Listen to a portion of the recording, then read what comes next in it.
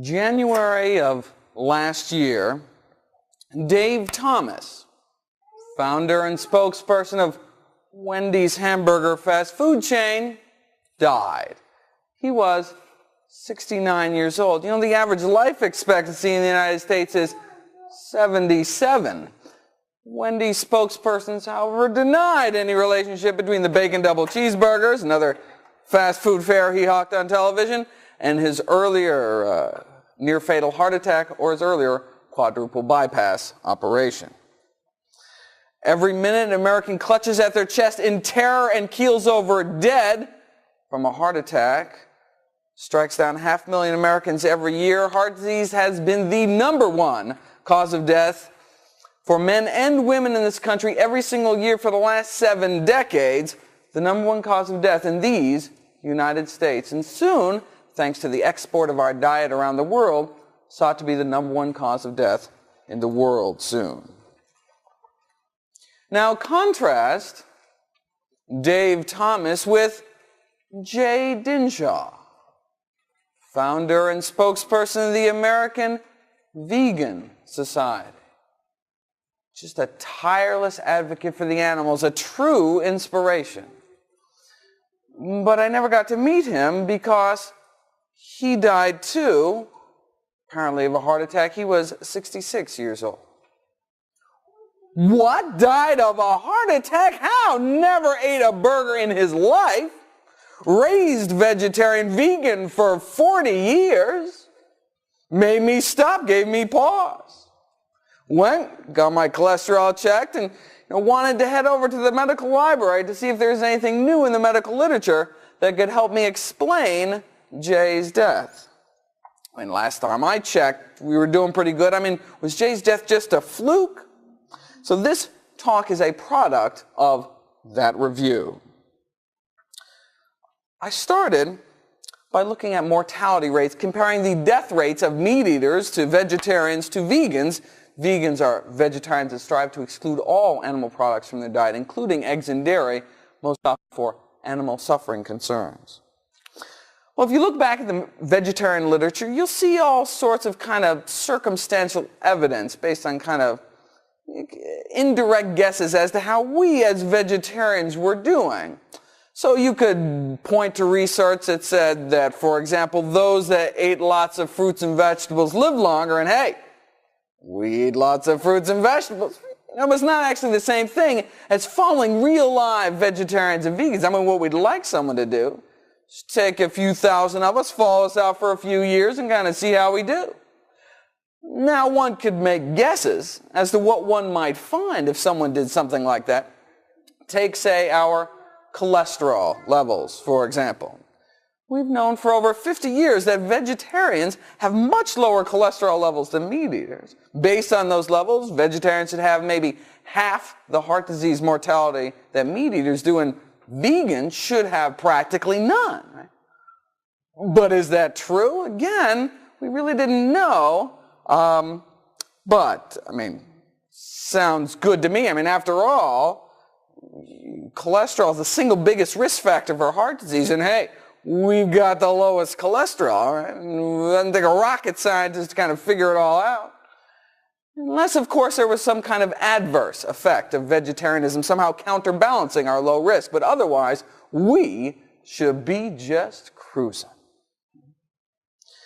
Well, let's think of some of the other risk factors for heart disease. Cholesterol, we've got less cholesterol. Obesity, we've got less obesity. Diabetes, we've got less diabetes. Hypertension, we've got less hypertension. We eat more soy, more fiber, more antioxidants, less animal protein, and hey, don't we have lower stroke rates and cancer rates too? We should just be kicking tush in the whole mortality department. So anyway, I got this email from FARM, the Farm Animal Reform Movement, an animal rights group in Washington, D.C., and they were compiling their annual table of American deaths for which the consumption of animal products represent a substantial contributing factor. And so they asked my medical opinion as to exactly which diseases those were. So I said, aha, finally, a chance to go to the medical library and see if indeed there's anything new that could help explain Jay's death, to answer that nagging question about Jay Dinshaw that continued to haunt me. Now, whenever I take on a new research project, the first thing I do is look at the latest research, which is what I'd like to share with everyone today. So I went to Harvard's medical library, probably the best in the world, half expecting more estimates, more guesses as to how we as vegetarians were doing. Little did I know we had real data now, actual studies that took thousands of vegetarians and followed them out for years. So finally, real data, the latest data on vegetarian mortality rates. I was like drooling, right? Finally. Maybe we were doing even better than our estimates, right? All right, well, this is what I've been waiting for. A study of 8,000 vegetarians followed for 18 years. Ooh. I didn't wait to go back to my seat, didn't wait to go home. I just stood there in the newly received journal section. This was just published last year, 2002, and read it. I stood there and my jaw dropped. Stunned into silence, shocked at what I saw. They reported no difference between the mortality rates of meat eaters compared to the mortality rates of vegetarians. No difference.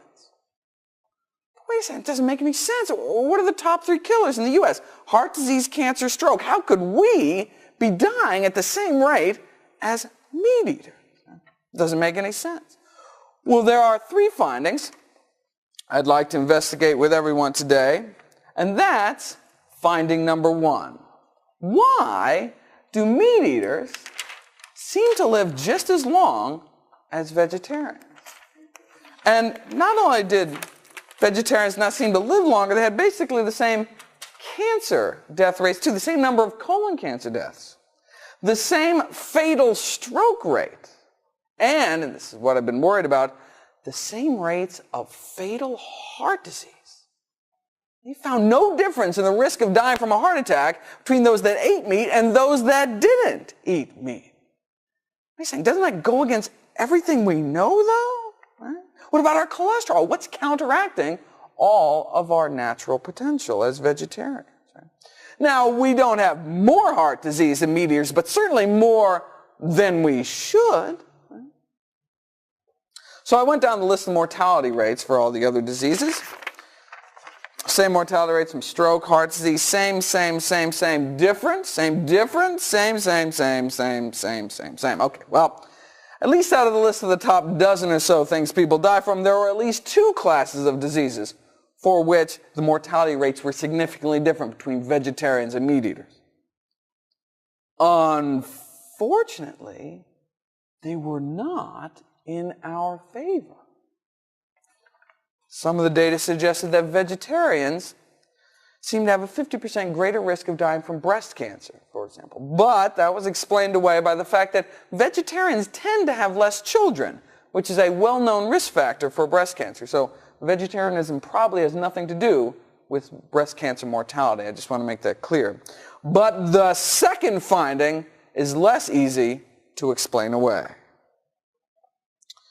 They found that vegetarians had over twice the risk of dying from degenerative brain diseases, like Alzheimer's disease.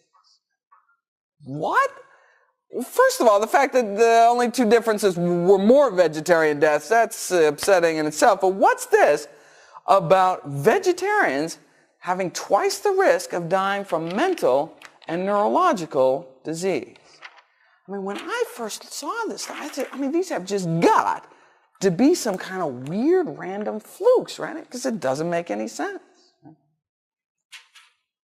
Well, this is the latest published results, but it actually takes like a year to go to publication. So this data is like years old by now.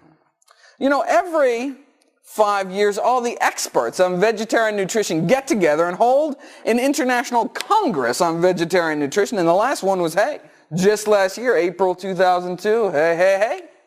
So is there anything new under the vegetarian sun? Yes, indeed. Preliminary results from a study released twice the size, 17,000 vegetarians. This so-called EPIC study out of Europe started in 1993, so we had been waiting almost 10 years for results to start trickling out. Well, last year, they trickled. Ready for the results? Once again, vegetarians had the same mortality rates as meat eaters, confirming the other study. Right? Okay, but what about this? What about the brain disease thing? I mean, that has just got to be some kind of weird fluke. Sadly, no. There was only one significant difference this time between the mortality rates of vegetarians and meat eaters, and that was that vegetarians had a 50% greater risk of dying from brain disorders. Now, right now, all the smug vegans in the room are thinking, I know what's going on, right? Isn't milk just liquid meat? Right? All that saturated fat and cholesterol, and indeed, dairy is the #1 source of saturated fat in the American diet. Right? And aren't eggs like little cholesterol bombs? No wonder they're not doing so hot, right? They're dragging down the average, right? Separate out the vegans, and then you'll see a little longevity, baby, you know?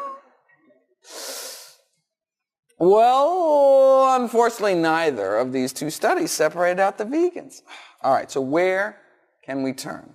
Well, this is the latest research, both published and unpublished. What about the best?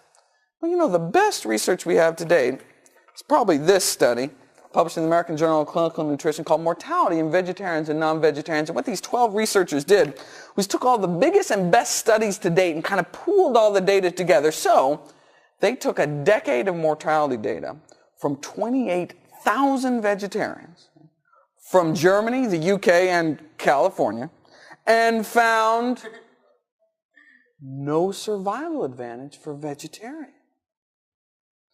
What about vegans, though? We don't eat all that cheesy crap, and we have even lower cholesterol levels, right? Vegans didn't live any longer either. Same mortality rates as meat eaters. Wow, there must be something really working against vegans if we can die those kind of heart disease rates with such low cholesterol levels. Right? Now, this isn't the end-all, be-all, though it had 28,000 vegetarians, only had a few hundred vegans. This new EPIC study out of Europe has thousands of vegans who will soon become the best study on vegans in human history. Unfortunately, having seen some of the preliminary data and spoken to the principal investigators over there, there's no reason to suspect that the results will come out any different than what we see right here. And in fact, just last month, the results from the famous German Heidelberg study were released. 2,000 people followed for 21 years, and the vegetarians lived longer than the vegans. And those who ate meat on occasion outlasted them all. All right, before I go about exploring these findings, I would just like to throw up a third finding I'd like to investigate today, and throw up is right. Osteoporosis has reached epidemic levels in this country. 10 million Americans, particularly women, suffer from this disease. Now, if you compare the bone mineral density of vegetarians to meat eaters, it's about the same. Now, in some studies, the bone mineral density of vegans has not been as good, but you know, that's just, bone mineral density is only one indicator of bone health. What you also want to know is if someone's actually more likely to break something. So, hip fracture rate has been considered kind of like the gold standard in terms of an indicator for bone health. But since there's never been any studies on hip fracture rates in vegetarians, I don't think we can conclusively say much about vegetarian bone health. Again, we could estimate, right, based on bone mineral density, we're probably doing pretty good. But again, we didn't have any studies on hip fracture rates in vegetarians until now. Presented for the first time to the Congress last year in a study of thousands of California Seventh-day Adventists, vegetarians had over twice the hip fracture rate as meat eaters. So this is the third finding I'd like to investigate with everyone today. Let's start with this, the first finding about longevity, right? Now, this isn't to say we couldn't necessarily live longer, right? Remember our cholesterol levels, our blood pressure and all that. We have a tremendous potential for decreasing heart disease risk, but something is getting in our way. What is it about vegetarian and vegan diets that's increasing our risk of dying so much that it's counteracting kind of all of our natural benefits? Right? What is it? And just as importantly, can we change it? And the good news is, about time for some good news. And the good news is that yes, we think we know exactly what's going on, and yes, with but a few simple changes, not only will we reclaim all of our natural vegetarian advantages, but we may surpass our highest expectations. Turns out there are two major things about vegetarian diets, and we are going to nail both of them today. As an aside, though, I mean, just because we don't seem to live longer, even as we are now with no changes, just because vegetarians don't seem to live longer doesn't mean they're not healthier. I mean, vegetarians do have lower rates of obesity, high blood pressure, diabetes, colon cancer, heart disease, appendicitis, the list goes on and on. So it still makes sense to go vegetarian, even if just for health reasons alone. So it still makes sense to go vegetarian, even if just for health reasons alone. But, you'd think with all that, we'd have some kind of survival advantage, right? What is it about vegetarian, and particularly vegan diets, that's increasing our risk so much, it's canceling out our potential? What are we lacking in our diets? What are we deficient in? Well, to begin our detective story quest, one might start thinking, well, what other risk factors are there besides, cholesterol, high blood pressure, diabetes, all that, because we're kicking tush in all those. Right? Well, to answer that question, one might ask, well, what interventions have been shown to decrease heart disease risk, right? Not eating meat didn't seem to help much. So what has been shown to help? Well, if you take people who've already had a heart attack and therefore at high risk of having another one, and you put them on cholesterol-lowering drugs, their risk of subsequently having another heart attack and dying drops by about 20%. Yeah, but for those at high risk minus 20% is still high risk. So then they gave people fish oil capsules, dropped their risk of subsequently dying by about 30%. Not bad, but let's just cut to the chase here. I mean, what's the best results anyone's ever gotten? Well, there was this one study in which heart disease mortality dropped over 70%. Cancer death rates were cut in half too. What did they do?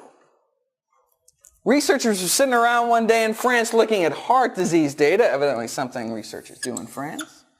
They were looking at a graph of heart disease mortality versus cholesterol levels.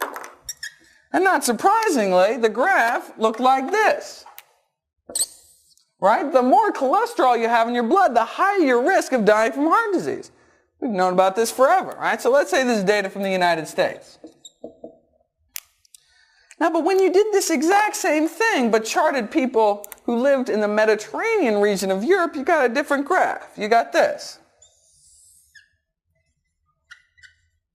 Now, notice same relationship, right? I mean, the more cholesterol you have in your blood, the higher your risk of dying from heart disease. But check this out. At the exact same cholesterol level, those living in southern Europe around the Mediterranean have much lower rates of heart disease. Well, that's kind of weird.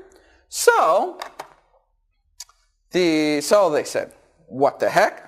I say what the heck in French, but they took these 600 heart patients and put half of them on a Mediterranean diet and put the other half on a so-called American Heart Association strict prudent step 2 diet in what was to become known as the famous Lyon Diet Heart Trial. After just 2 years, the survival benefit was so extreme in the Mediterranean group that they had to stop the study prematurely. An ethics committee came in and said it was just too unethical to keep feeding people the American Heart Association diet because there were so many more deaths in that group. And the results appeared quick, too, the survival advantage. After just 1 year, you could already see the results, whereas in those cholesterol-lowering drug trials, it took like 3 to 4 years to get that wimpy little 20% benefit. And now, after 2 years, 70% drop in cardiac mortality? Wow. All right, so researchers took blood from everyone, analyzed their diets, trying to find out what it was about this diet that had such a magical effect. So we have the Mediterranean group.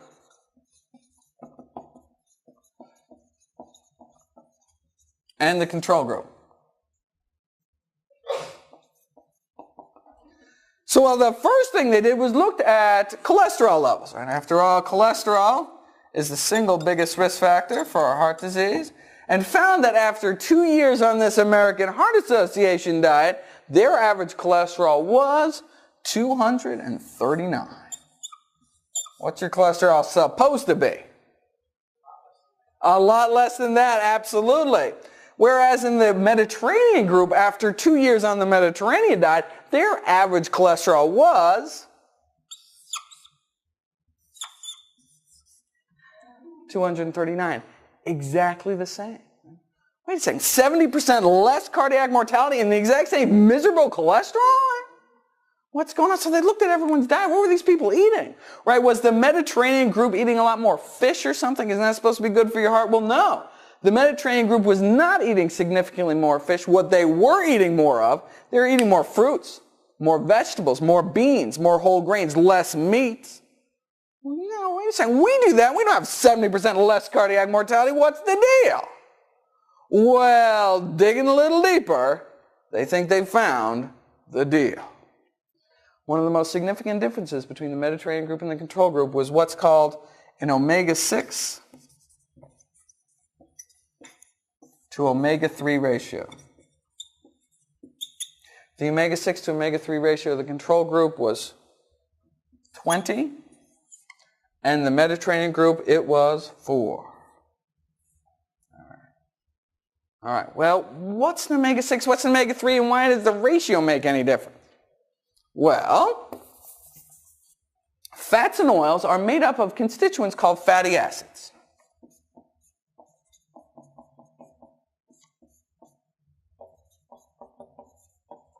And you know there are 3 types of fatty acids. There are the so-called saturated fats. And you know the saturated fats are what's found, these fats are solid at room temperature. So these are like lard, tallow, the butter fat, these are the animal fats. And also some of the tropical oils like coconut oil and palm kernel oil. And these are bad for you. Bad. And the second type of fatty acids are the so-called monounsaturated fats. And you know, monounsaturated fats are what's found in nuts, avocados, olive oil, and canola oil. And these are liquid at room temperature, kind of semi-solid in the fridge. You know, your olive oil gets a little semi-solid in the fridge. And then the third type are the so-called polyunsaturated fatty acids. These are liquid at both room temperature and in the fridge. And you know, there are 2 types of polyunsaturated fatty acids, the so-called omega-3s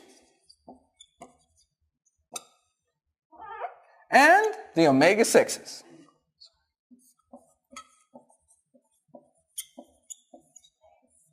Omega-3s are found in dark leafy greens, walnuts, hemp seeds, flax seeds, and flaxseed oil. Omega-6s, on the other hand, are found predominantly in cottonseed oil, corn oil, safflower oil, and sunflower oil.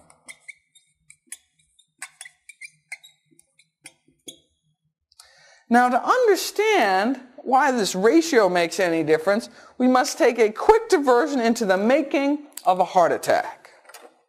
We all start out with wonderfully healthy coronary arteries when we're born. And the reason why coronary arteries are so important is because they supply the very blood supply to our heart muscle to allow it to pump. But then for some reason the inner lining of our arteries gets injured, and that injury can lead to inflammation. And that inflamed area of the arteries can lead to the buildup of oxidized cholesterol. And so inflammation is called the so-called fatty streak stage of atherosclerosis, and that buildup of oxidized cholesterol is the so-called atherosclerotic plaque stage, and that plaque can burst, forming a clot in your coronary arteries, cutting off the blood supply to a region of your heart, and that can lead to sudden death, a fatal heart rhythm, or just damage your heart and set you up for another heart attack or heart failure or all such of other terrible things. Now, up until now, all the attention has been focused on this stage. The buildup of oxidized cholesterol. And that's the stage we rock at. Not only do we have much lower cholesterol levels, but because of all the antioxidants we eat in our fruits and vegetables, we keep what little cholesterol we do have from getting oxidized. Okay? But what about all these other stages? That's where omega-3s come in. There is an enzyme in our body that converts the omega-3s we eat to a magical substance called EPA. And some of that EPA goes on to produce magical substance number 2 called DHA. Monounsaturated fats are good for you. These are great. What's so great about these things? Well, they block the inflammation stage. They even block the clot formation stage. They even block this whole sudden death thing. No wonder they're so great. Omega-6s, on the other hand, use this exact same enzyme to produce a substance called AA. And AA is not so great.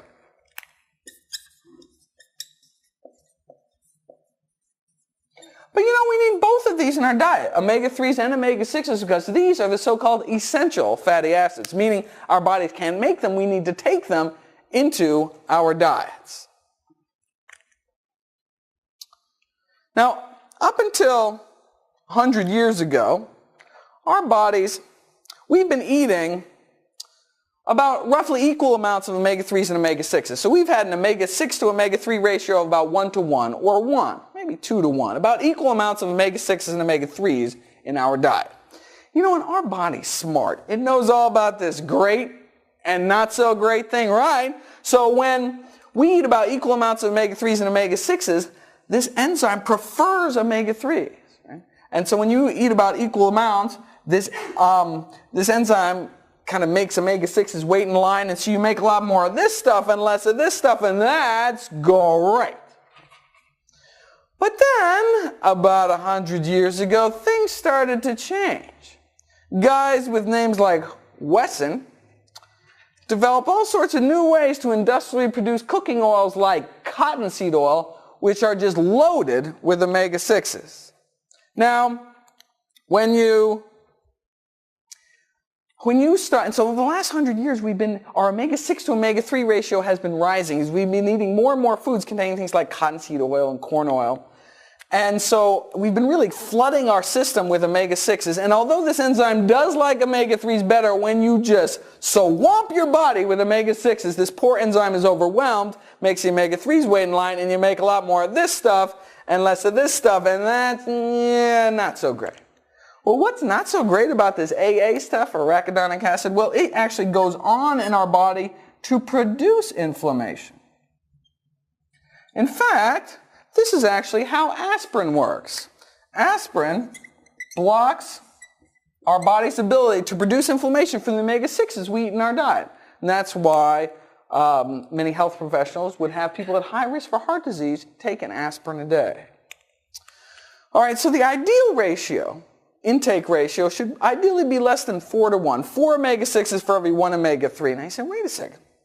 I thought the omega-3s were the good ones. Well, yes, indeed, but again, this enzyme prefers omega-3s, such that you can eat 4 times as many omega-6s and only 1/4 the amount of omega-3s, and you still make all the EPA and DHA you need, or at least that's the theory. All right, so 4 to 1 or less. Well, so if you look at the latest studies, meat eaters, the ratio for meat eaters was about 7 to 1. Not so good. The ratio for vegetarians, though, was 10 to 1. And the ratio for vegans was 15 to 1. There was a recent study on vegan kids that found a ratio of 44 to 1. Just off the charts. Right? All right, well, where do most people get their omega-3s? Well, in this society, mostly from fish, some in poultry, a little in eggs. And not only are vegetarians not getting enough omega-3s, but it turns out in surveys that for some reason vegetarians are getting 2 to 3 times as many omega-6s as the general population. For some reason, vegetarians and vegans are just eating a lot of processed foods containing cottonseed oil and corn oil. And meat eaters can cheat. The flesh of oily fish like sardines contains preformed EPA and DHA. Right? So fish eaters don't have to worry so much about this ratio, don't have to worry so much about this enzyme, because they're getting EPA and DHA directly into their diet. And that's why you give people fish oil capsules and their risk of heart disease drops, dying from heart disease drops about 30%. And that's the reason why the American Heart Association recommends 1 to 2 fatty fish flesh meals a week. And that's reason number 1 why vegetarians may not be doing as well as we should. Okay, so what's a vegetarian to do? Well, how do we get our ratio down? Our ratio down to facilitate the making of this stuff and less of this stuff. Well, wait a second. Maybe if we ate more omega-3s and less omega-6s, that would work. All right, well, where do we get omega-3s from? Yes, indeed, greens and walnuts, but you would have to eat a lot of spinach salads with walnuts every day to get your omega-3s for the day. Thankfully, the most concentrated source of omega-3s on the planet is not fish, it's flax seeds. Flax seeds are one of the world's original health foods, been widely prized throughout history. Hippocrates used them. Mahatma Gandhi himself was right, ain't he always, when he said, wherever flax seeds become a regular food item among the people, there will be better health. He actually did say that. For more up-to-date reference, the alternative medicine guru, Dr. Andrew Weil, has stated that if you just make a single change to your diet, if you can just make one change to your diet, it should be to add flax seeds to your diet. All right? So, well, how do you eat them? Well, you go to your natural food store like Green Star Co-op. And you can find them in the bulk section for 99 cents a pound. There are golden ones and brown ones. Nutritionally, they're identical, so pick your favorite color. Flax seeds come in nature's finest packaging, the hard natural hull, which keeps them fresh, such that you don't even have to refrigerate them. You can keep them on your kitchen counter in an airtight container for a year, and they do just fine. Unfortunately, nature's finest packaging is just a little too good, such that if you eat the whole seed, it just kind of comes out the other end, doesn't do you any good. So, you need to grind them up. So, spice grinder, coffee grinder, food processor, a good blender will do it. You can actually buy at Green Star Cooperative Market pre-ground flax seeds for $3 a pound, but a pound will last you for months. How much of this stuff do you actually have to eat? Recommendations keep changing. The NIH disagrees with the World Health Organization, which disagrees with Europe, but I think the research points to everyone eating 1 to 2 tablespoons of ground flax seeds every day of your life until you die. And that's about equivalent to American Heart Association's 1 to 2 fatty fish flesh meals a week. Now, and once you do grind it, then you do have to put it in the refrigerator, but ground flax seeds last for months in the refrigerator, although it should not last for months because you're going to eat it every day. What do you do with this stuff? Well, it's ground flax seeds, a light nutty powder. You can sprinkle it in your oatmeal or whatever you're eating throughout the day. You can bake with it. You can make muffins, breads, all sorts of things with it. My current favorite is smoothies, though. You take 2 tablespoons of flax seeds, grind them up, and then half a frozen banana, some frozen blueberries, and some nice organic soy milk. Oh, the flax seeds have this real binding quality, such that you get these really thick, milkshakey smoothies. In fact, because of that binding quality, you can actually use ground flax seeds to replace eggs in baking. You take 1 tablespoon of ground flax seeds, mix it up with 3 tablespoons of water, and then you mix it up to it's all frothy, gooey, snotty, and that replaces 1 egg in baking. And that's actually the preferred egg replacer of my favorite vegan cookbook author, Joanne Stepanek, if I can give away all her secrets. Yes?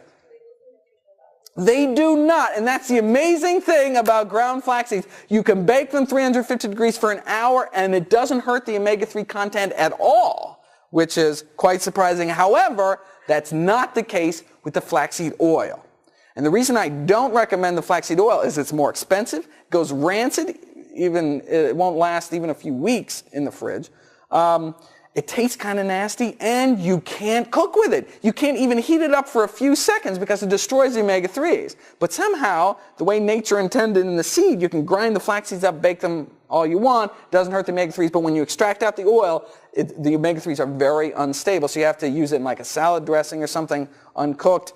But the reason why I strongly recommend the ground flax seeds instead of the flaxseed oil is because you're missing out on all the other wonderful nutrients that are found in the flaxseed. Flax seeds are also a wonderful source of soluble fiber and boron, and these wonderful phytoestrogens called lignans, anti-tumor, anti-inflammatory, anti-cancer properties, just amazing things which you miss when you just take out the oil.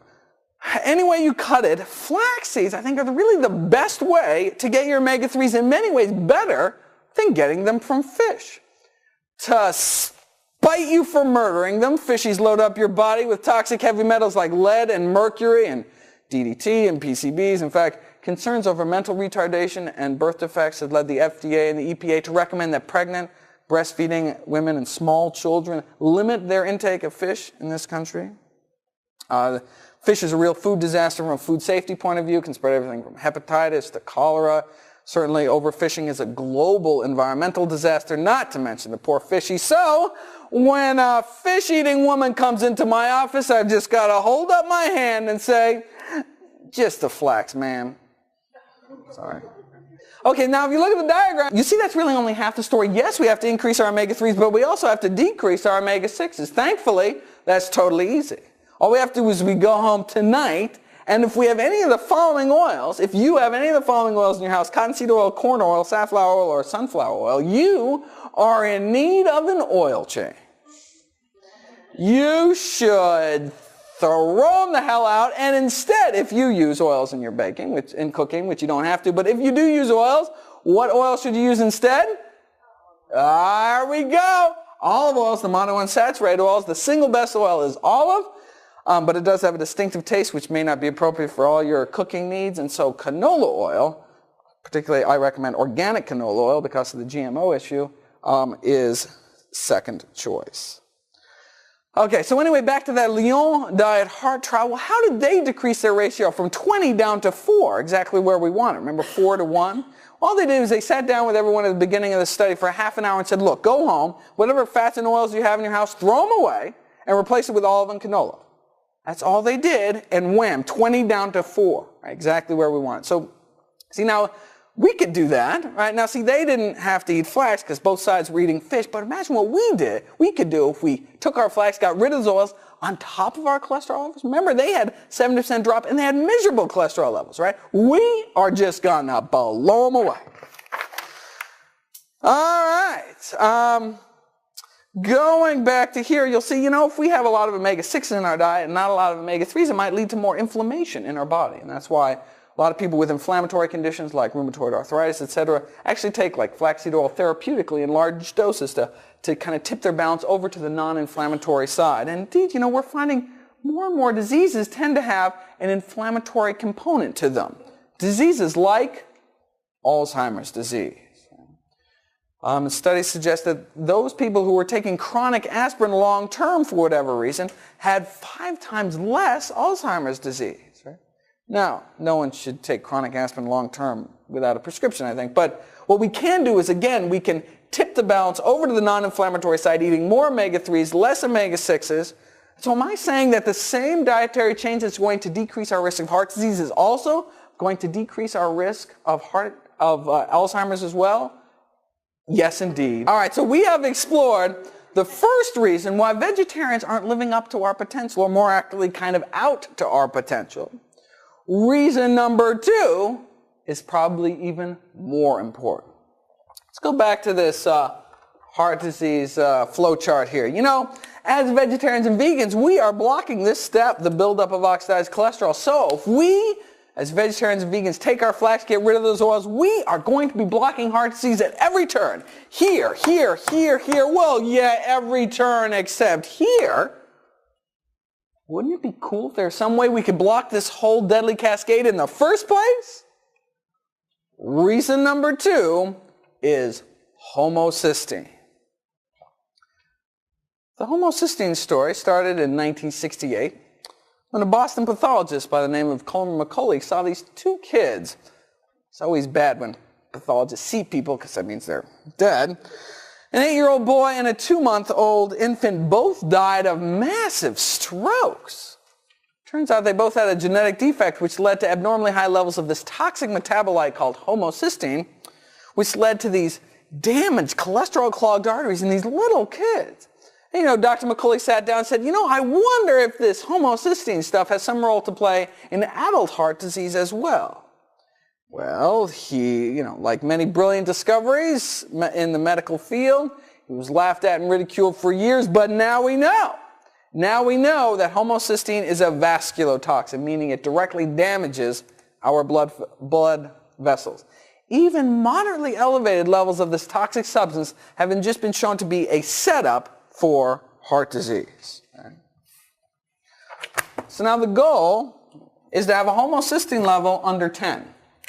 This is just micromoles per liter. It's kind of how we measure it. Again, this is a toxic substance, so we want low levels in our blood. And so if you look at data from 2001, for example, meat eaters have an average homocysteine level of 12. Not so good. But ovo-lacto-vegetarians had a average homocysteine level of 16, and vegans, 19. Houston, we have a problem. Seems that people with homocysteine levels as high as 16 are at 3-fold risk of dying from a heart attack. It's been estimated that if we just had a 5-point drop in homocysteine levels in this country, we would save the lives of 56,000 Americans every year. And as bad as vegetarians have it, there seems to be an epidemic of this so-called hyperhomocysteinemia, or too much homocysteine in the blood of vegans. And it's not just a vasculotoxin, it's a neurotoxin as well. It kills brain cells. People with homocysteine levels over 14 are 4 times more likely to develop Alzheimer's disease. And so this homocysteine is where we think the bulk of the blunting of our heart disease benefit comes from. This homocysteine is also where we think that our increased rates of degenerative brain disease come from as well. Because of our dangerously high levels of homocysteine. And the same thing with heart disease. Yes, we have less oxidized cholesterol, but we have so much more in this initial entry that it's canceling out our benefits. All right? Homocysteine is not just a vasculotoxin and a neurotoxin, though. It's been linked to stroke risk, age-related hearing loss, birth defects, miscarriages, blood clots, cognitive decline, depression, the list goes on. And you know, this is data from 2001. We've got new data now. 2002, a new study came out. You know, meat eaters were stuck up at 12. Not so hot. Vegetarians, ovo-lacto-vegetarians, had an average homocysteine level of 17, though, and vegans, 27. Ooh. All right. So, 2 questions, right? 1, why the heck are we so high? And 2, how the heck do we get rid of it? Well, Homocysteine is a natural byproduct of amino acid metabolism, meaning it builds up in every single person every single day on this earth, and our body has three ways by which it gets rid of this stuff, three pathways by which it neutralizes this toxic substance into less harmful substrates. Pathway number one involves a vitamin called vitamin B6. Pathway number two involves a dietary component called choline. And pathway 3 actually uses two vitamins. One's called folic acid or folate, and the other is called vitamin B12.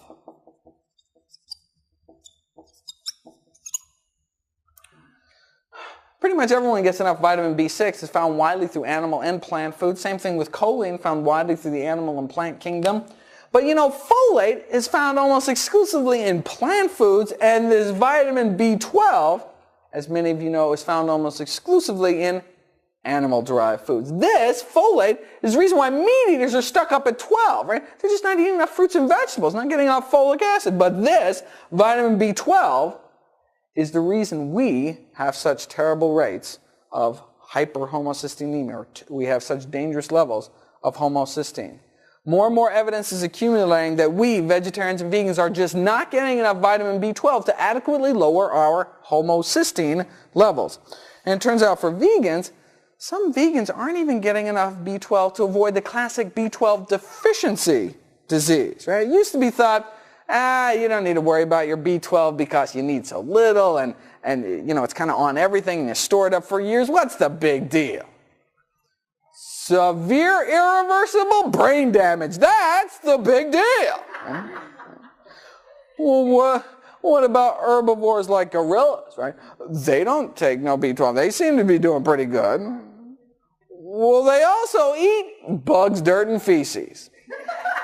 If you also want to eat bugs, dirt, you may also not have to worry about your B12. But if, for whatever reason, you choose not to, you need to get your B12. Contrary to popular vegan myth, clinical B12 deficiency, meaning symptomatic B12 deficiency, is not uncommon.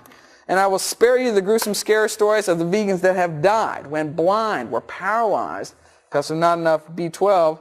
I mean, do we want articles in the medical literature published with titles like subacute combined degeneration of the spinal cord in a 14-year-old due to a strict vegan diet? This poor vegan kid in Philly got paralyzed, right? Even one of these is way too many, right? So the evidence is perfectly clear. You either eat B12 fortified foods or take B12 supplements. Right?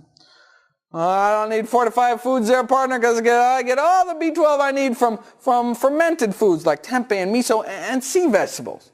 No, you don't. It used to be thought that lots of plant foods had B12 in it, but actually we were using a faulty test. We were using a test that didn't differentiate between active B12 and these so-called inactive B12 analogs, which look like B12 to the test, but actually unusable by our body. So it actually, if we do take in these B12 analogs, it may actually kind of clog up our B12 machinery and act as anti-B12.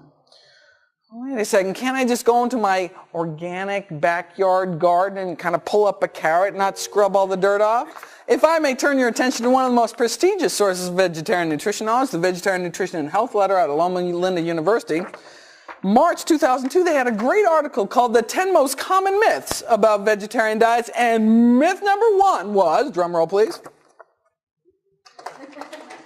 vegetables grown in B12-rich soil can meet vitamin B12 needs. It's a myth. It's not true.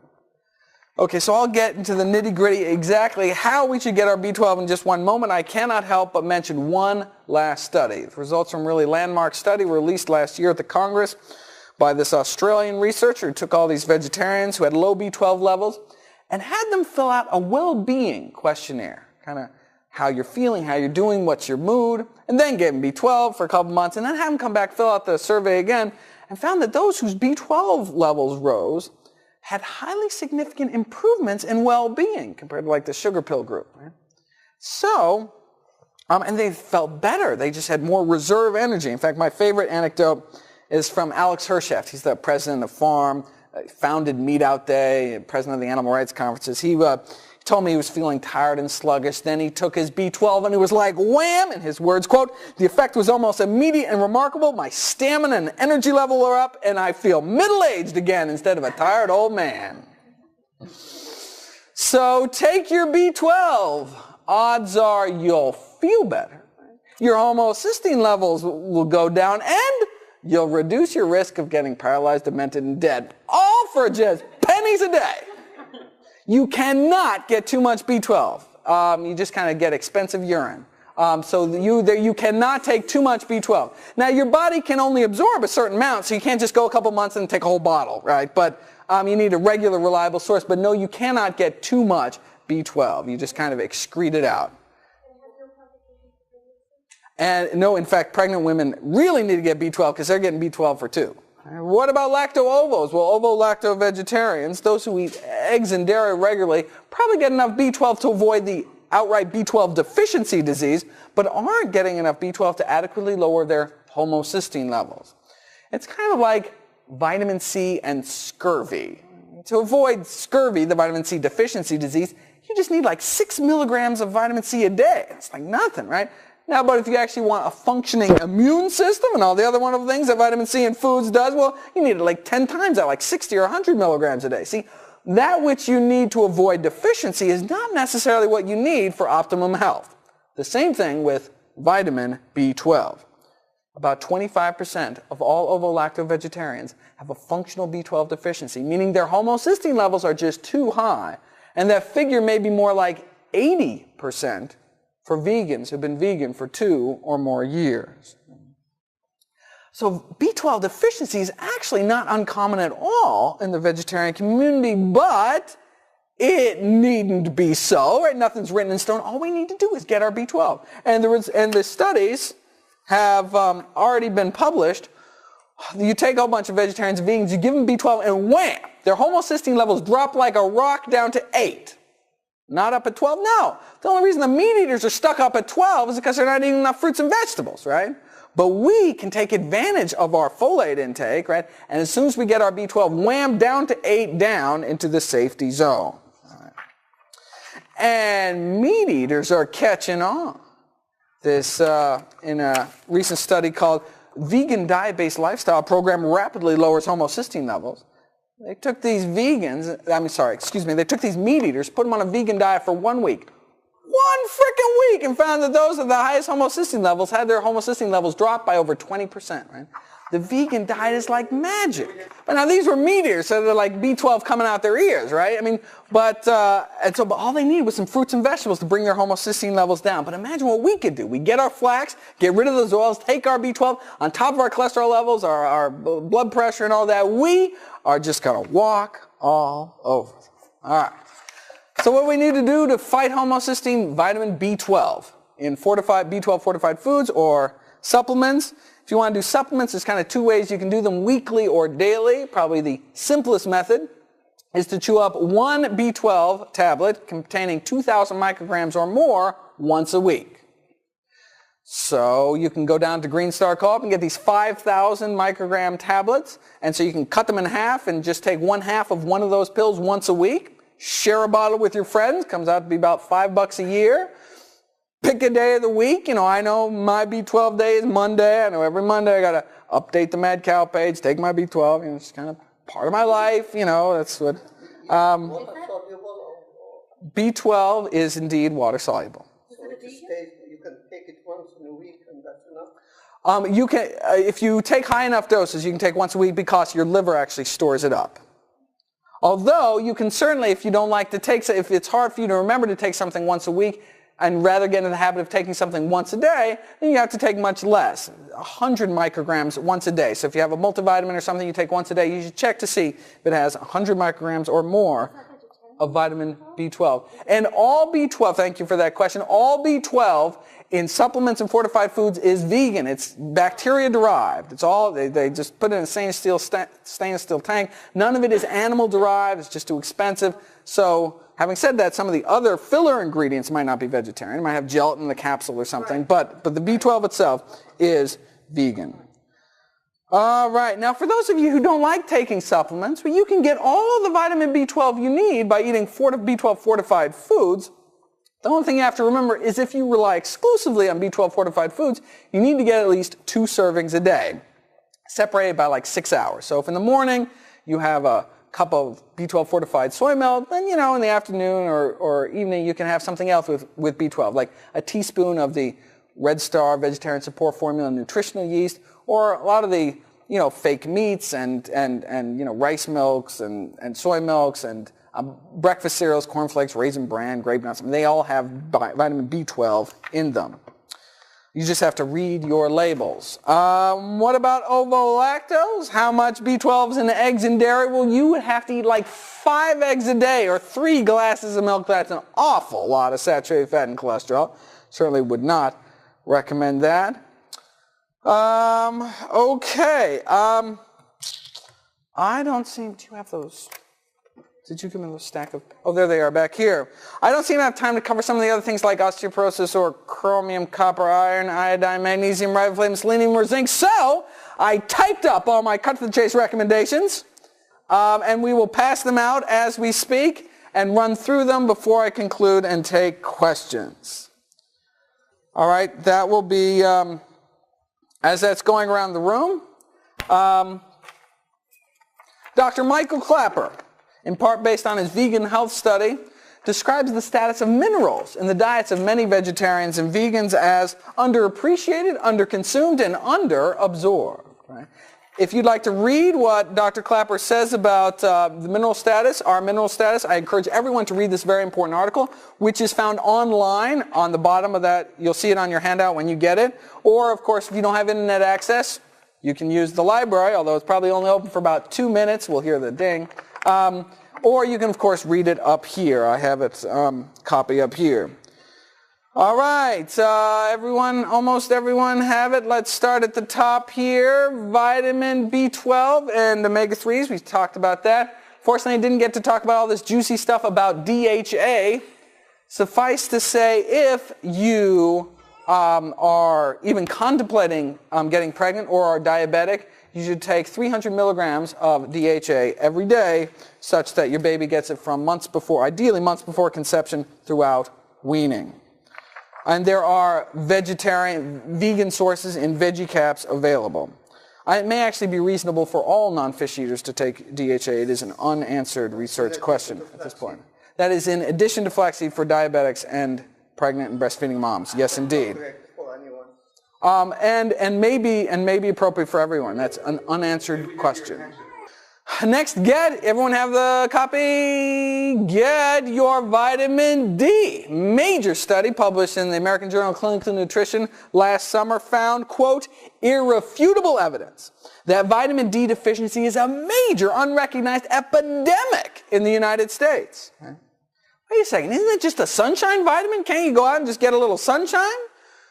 Not in Ithaca, not during the winter.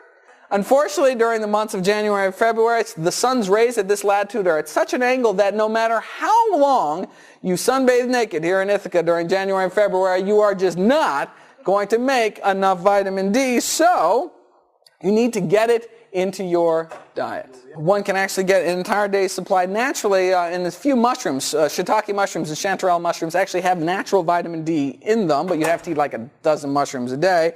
Certainly there's a lot of vitamin D fortified foods like the soy milks and rice milks and other motherless milks out there, as well as fortified breakfast cereals may come in handy here. And if you're not pasty white or don't want to die of skin cancer, so correctly use sunscreen, or you're young, or you're old, or if you own a cable modem, or don't get outside for whatever reason, you may want to take vitamin D in your diet year-round and not just during the winter. Okay. And so for vitamin D, the current recommendation is 200 international units a day for up to age 50, 450 to 70, and over age 70, 600 international units, although all of those are probably going up. So probably everyone needs a minimum of 400 international units, although the Institute of Medicine hasn't ruled on that yet. All right, next, 700 to 1,000 milligrams a day of calcium. Wait a second. I thought we didn't eat all that calcium because we don't eat all that calcium-leaching animal protein, right? Well, if I may point you back to the 10 most common myths about vegetarian diets, and this article is a full text online. You can see it, the URL is on the bottom of that handout. And myth number 2 is vegetarians need less calcium than meat eaters. It's a myth. It's not true. And I don't have a lot of time to talk about calcium, although I certainly can do it in question and answer. I would refer everyone to this very important article written by Ginny Messina called Hip Fracture Rates and Vegan Calcium Needs. And again, that article is online or up here. So, are you eating 3 cups of kale a day? 3 cups of bok choy? 3 cups of collards? Well, you should. That's how everyone should get their calcium. Or drinking 3 cups of calcium-fortified soy milk or 3 cups of calcium-fortified orange juice. You know, if you're not, you're probably not getting your recommended daily intake of calcium, so you may want to take a calcium supplement. I'd be happy to talk about calcium supplements if people are interested at the end. Now, you could drink the milk from a cow, but nutritionally, cow's milk is not the best source of calcium. It doesn't have lots of the wonderful things that dark green leafies have that are very important for your bone health, like vitamin K and boron and vitamin C, all important for bone health, but missing in dairy milk. And dark leafy greens don't have a lot of things that you don't want, like the saturated fat and cholesterol and antibiotics and hormones and pus and all those other things that we don't want in milk, and retinol. Vitamin A palmitate, this animal-derived vitamin A that's added to the low-fat milk supply and is thought to critically weaken people's bones. That's why in the Harvard Nurses study, which looked at over 68,000 women, found that those that drank the most milk had the most fractures. And the reason they think is because the low-fat milk, they were all health conscious, so drinking low-fat milk, right, because they didn't want to die of heart disease, drinking low-fat milk, and low-fat milk has this vitamin A palmitate or retinol added to it, and is thought to interfere with bone metabolism. And that's why we think these Seventh-day Adventist vegetarians out in California were breaking their hips so often, because they were all health conscious and drinking lots of low-fat milk, and that was weakening their bones. We won't know that until it's actually published, but that's the leading hypothesis at the moment. Iodine. Alarming rates of iodine deficiency have been found among British vegans because they don't iodize salt over there. Now, the British milk drinkers were protected because they use iodine-containing disinfectants to disinfect the milk processing tanks and kind of leaches into the milk. It's kind of gross. But low iodine intake can lead to hypothyroidism, which can lead to high cholesterol and high homocysteine. So, if you don't use iodized salt or eat sea vegetables, right, or drink milk, you need to get iodine from somewhere, and so you may want to take a supplement or eat some sea vegetables. You know, if you're one of those that uses natural sea salt, don't. If you use table salt, which is not a good idea for your health, but if you use table salt, you should use iodized table salt. It's a convenient way to get your iodine. And the best article I've seen to date on this is this written by Stephen Walsh in the Vegan Society. And so, again, this iodine article is available online and up here as well. Iron. Given the new RDAs in the United States, it would seem the only way a vegetarian woman could get enough iron is to eat rusty nails every day. And indeed, 9 out of the 10 studies done on Western vegetarians have found that vegetarians are more likely to be iron depleted, have lower iron stores, but we don't seem to have higher rates of iron deficiency anemia, and that's really what we're worried about. But just because vegetarian women don't have higher rates of iron deficiency anemia than meat eaters doesn't mean a whole heck of a lot, because meat eaters have such crappy rates in the first place. Basically, 1 in 20 menstruating women in this country have iron deficiency anemia, which is a serious disease. So, vegetarian women, eat your beans, greens, grains, and nuts, and eat vitamin C-rich foods with your meals, which enhances iron absorption, as well as getting yourself screened for anemia every year or every few years, like when you get your PAP. And men shouldn't do anything unless first being tested for an iron overload disease called hemochromatosis. If you think you're anemic, you should really get tested. I don't think anyone should just take iron supplements without a prescription. Selenium works as an important cancer-fighting antioxidant. A problem for Northern European vegetarians because they have selenium-deficient soil. Not a problem for North American vegetarians, but if anyone has any British, Belgian, Swedish, or Slovakian vegetarian friends, you may want to tell them to eat some Brazil nuts every month. All right, not a day should go by without everyone eating greens, beans, nuts, whole grains, and fresh fruit. All right, so what's so good about greens? What's not good about greens? It's the healthiest single thing that we can possibly eat. Right? Eating just one serving of dark leafy greens or broccoli every day, and you cut your risk of hip fracture in half. Right?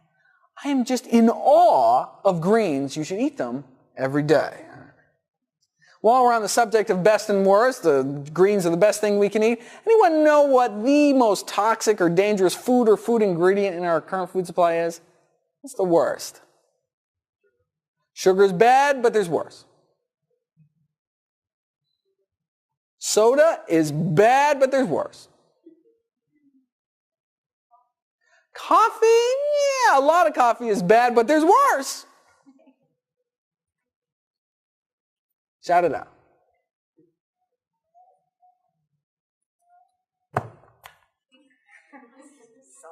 Salt's not good, but there's worse. Saturated fat is bad, right? Bad, but there's worse. White flour is bad, but there's worse. Corn oil is no good for you, but there's worse. This cannot be the first audience. I've been on the road 11 months. Come on. Not the... I want to breathe. All right. What? Plutonium. Trans fats. Hydrogenated oils. All right. Trans fats these toxic trans fats are found only one place in nature.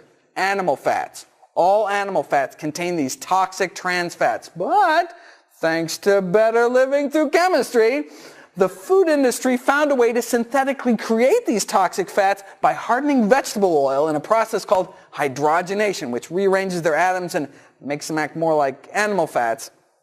And so there's, good fats, there are bad fats, then there are killer fats, and those are these trans fats. The National Academy of Science just a few months ago published this damning report on trans fats and said the only safe intake is 0. That the upper limit tolerable intake daily is 0.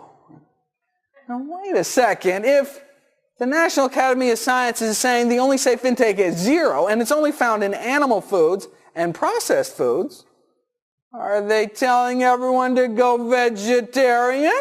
Right? That makes sense. Well, actually they didn't. So they were challenged on it, and one of the authors of the report responded to the challenge, a nutritional epidemiologist at the Harvard School of Public Health, responded to the challenge, and he said, quote, "We can't tell people to stop eating all meat and all dairy products," he said. "Well, we could tell people to become vegetarians," he added. "If we were truly basing this only on science, we would, but it is a bit extreme." Isn't that amazing? Wouldn't want scientists to base anything on science, would we? Oh. I just had to get that out. All right. What's so good about beans? A study just came out. Those who ate legumes, beans, peas, or lentils 4 times a week or more had 20% less heart disease. All right. Beans are good for your heart. The more you eat, the more. Those who ate nuts at least 5 times a week had half the mortality rates, half the cardiac mortality, those who ate 5 servings of nuts or more a week. And for those of you who are like, oh, I don't want to eat nuts because they're going to make me fat. Actually, there's an impressive body of research to suggest that those people who add nuts to their diet, if anything, actually lose weight. And we're not sure why, whether it satiates the appetite or actually causes you to excrete more fat in your feces. We're not sure why, but bottom line, nuts will not make you fat. You should eat them every day. All right. What kind of nuts? Basically any nuts except coconuts and chestnuts. So, And peanuts, although they're technically legumes, have a nutritional profile which closely resembles other nuts. And so again, any nuts, nut butters, cashew butter, almond butter, there's some nuts that are a little better than other ones, but basically nuts are nuts, but I could go specifically down to list of better and worse later on. Next, studies also consistently show that even health-conscious vegetarians don't eat the recommended minimum number of servings of fruits and vegetables every day, which is, whoa, not bad, right? 5 a day. I heard 5 a day saying, 5 a day, that was a few months ago. But the front row knows, right? The National Cancer Institute just a few months up to 9 a day, minimum, right? 9. So you thought you weren't doing so good before, now you're really behind, right? That's the minimum. So 9 a day, 10 a day, 12 a day, as many fruits and vegetables as you can possibly stuff in your face. All right. Next, drink lots of water. No, seriously. Seventh-day Adventist study presented to the Congress last year. Vegetarian or not, those that drank 5 glasses of water every day had half the cardiac mortality, half the fatal stroke rate. What? You don't eat meat, nothing happens. You eat some nuts, drink some water, you have your mortality rates? Absolutely amazing, man. While we're on the subject, is there anything else I can just kind of down and dirty have your mortality rate? Well, in the German vegan study, for example, they found out that those who were, quote unquote, who, surprise, surprise, physically active had half the mortality rates of those couch potatoes or computer potatoes or whatever the case may be. And maybe get your cholesterol checked. Who knows what your cholesterol is? Oh, everybody should know what their cholesterol is. The current recommendation is everyone starting at age 20 should get their cholesterol checked and get it rechecked every 5 years. And quit smoking. Cigarettes slice at least like 8 years off your life. All right, last but not least, Z is for zinc. I didn't mention anything specifically about zinc on there because once again, greens, beans, nuts, and whole grains to the rescue. Vegetarians, though, are prone to low-body zinc pools, however. Inadequate zinc intake can impair one's immunity, impair one's taste sensation, and impair one's appetite. Serious deficiency can lead to growth stunting or small testicles. No one's actually gone around and measured the size of vegetarian testicles, but there was a taste acuity study that found that vegetarians couldn't taste as well as meat eaters. Now, I've kissed a few, and I think vegetarians taste pretty good. But, no, indeed, we should think about zinc. And while I'm being risque, especially men, since we lose like 20% of our RDA for zinc in every seminal emission, that's a good half cup of nuts right there. So, I'm serious. Beans, particularly sprouted or fermented, like tempeh and miso. Nuts and seeds, again, dry roasted or sprouted, are good sources. And again, fortified breakfast cereals may come in handy here as well. All right. My final words. When I first learned about this stuff, my first thought was like, it just doesn't seem natural, right? All these pills and weird oils and stuff. I mean, like when human beings were evolving, they didn't take no calcium supplements, right? Well, then I looked at that. I mean, they certainly weren't getting it from milk. Prehistoric peoples got all the calcium they needed from eating wild plants like nettles, which are just loaded with calcium. It's estimated that prehistoric peoples got 2,000 milligrams of calcium every single day eating wild plants, right? That's 3 times what milk drinkers get in this country, right? But we just don't eat those kind of plants anymore because of the way we live in our modern world, right? And cavemans didn't have to take no flax, right? Well, again, that's because their ratio was 1-to-1. There's no such thing as trans fats, no such thing as cottonseed oil, right? And, interestingly, many of the wild plants have higher omega-3 contents than the cultivated ones. So, for example, purslane, the most common plant in the world, is dug up here as a weed, but everywhere else they eat it because it's so good for you, is one of the highest plant omega-3 contents in the world. But we don't eat weeds anymore. We eat iceberg lettuce, right? And they didn't have to take no vitamin D. That's because they lived and worked outside. That's because they could work outside because there wasn't a big hole in the ozone layer. There weren't these smog-ridden cities and all that, And they didn't have to take no B12. We used to be able to get all the B12 we needed from the water we drank, drinking out of a mountain stream or well water, But we don't get a lot of B12 anymore in our water because we chlorinate our water supply to kill off all the bacteria, right? So we don't get a lot of vitamin B12 in our water anymore. We don't get a lot of cholera either, right? So that's a good thing, right? But the bottom line is that we live in an unnatural world, which is compromising our health, compromising our vegetarian potential.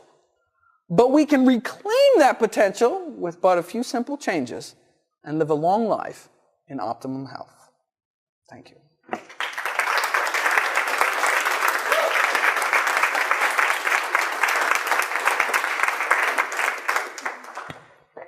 The question was, well, wait a second, can you just, I mean, it does have to be 5 glasses of liquid a day, or can it, does specifically water? What about tea and juice? This study, the answer is we don't know. This study asked specifically glasses of water or glasses of non-water, right? And it found out that those that drank 5 glasses of water had half the mortality rates, but those that drank other liquids other than water, that big category, actually had increased mortality rates. Probably because they were drinking soda and milk and some other things, right? So basically we don't know. I would assume that herbal tea is equivalent to water. I mean, that just makes sense to me, but I mean, that's an unanswered research question. We really don't know. What about soy? Soy has been eaten happily by entire civilizations for thousands of years. Soy is thought to reduce one's risk of heart disease, reduce one's risk of osteoporosis, and reduce one's risk of some of the reproductive cancers like breast cancer and prostate cancer, right? Now, there has been some kind of critical studies come out against soy. Most of them, however, are based on laboratory animal data. For example, there was this recent study that found that infant rats don't grow so well on soy milk or on soy formula. Yeah, but infant rats don't grow well on human breast milk either. So that means we shouldn't give babies breast milk. I mean, that's ridiculous, right? They're freaking rats, right? So I give very little credence to that kind of work. Now, there's only really one disturbing human study, period, and that's the Honolulu Heart Study, which was a good study. It took thousands of people, followed them out for decades, and did find that those who ate tofu in midlife actually had accelerated cognitive decline later in life. So we're not talking Alzheimer's or dementia, but actually the people did like word puzzles and stuff as if they were 3 years older. So the 70-year-olds actually completed tests like they were 73 if they happened to eat tofu